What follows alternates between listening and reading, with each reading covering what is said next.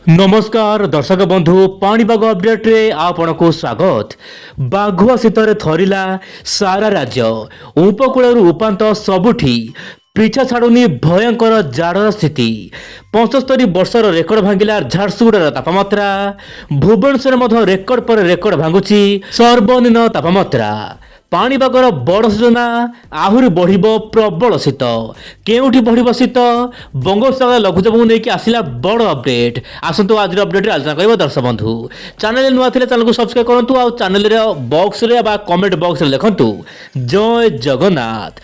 बर्तमान आप देखिपे दर्शक बंधु रेकर्ड पर रेकर्ड भांगे लगी भुवनेश्वर शीत 9.4 डिग्री तापमात्रा सहित हाड़ भंगा शीतर थरिला राजधानी। 14 वर्षर सबुठारु कम रातिर तापमात्रा दर्शक बंधु रेकर्ड कर जानुआरी मासरे चतुर्थ सर्वनिम्न तापमात्रा सर्वकालीन षष्ठ सर्वनिम्न तापमात्रा बा ऑल टाइम रेकर्ड कर भुवनेश्वर तापमात्रा।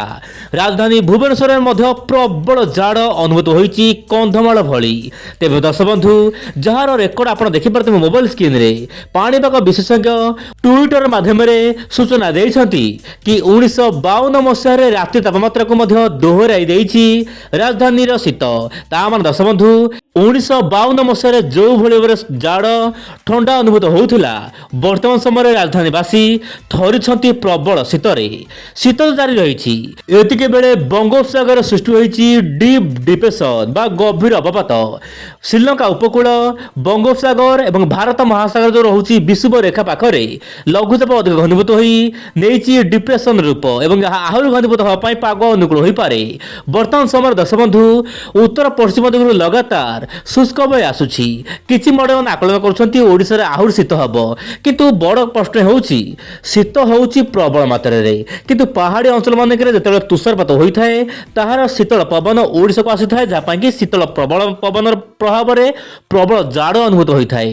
किंतु चलित वर्ष एते जाड़ मध्य अनुभूत होई नाही जम्मू काश्मीर आखपाख अंचल रे तथापि एते शीत आसुछि काहेकि विशेषज्ञ मानकर आकलन अनुसार दर्शक बंधु शीतर मुख्य कारण हेउछि उत्तर पश्चिम दिगरू लगातार शुष्क वायु आसवा फल शीत बढ़ुछि ता सहित जो रोचे मेघमुक्त आकाश एवं सूर्य किरण जो रोचे सीधा सड़क रिफ्लेक्स पृथ्वी पृष्ठ में पड़ पारना जहाँपाई कि शीत बढ़ लगी।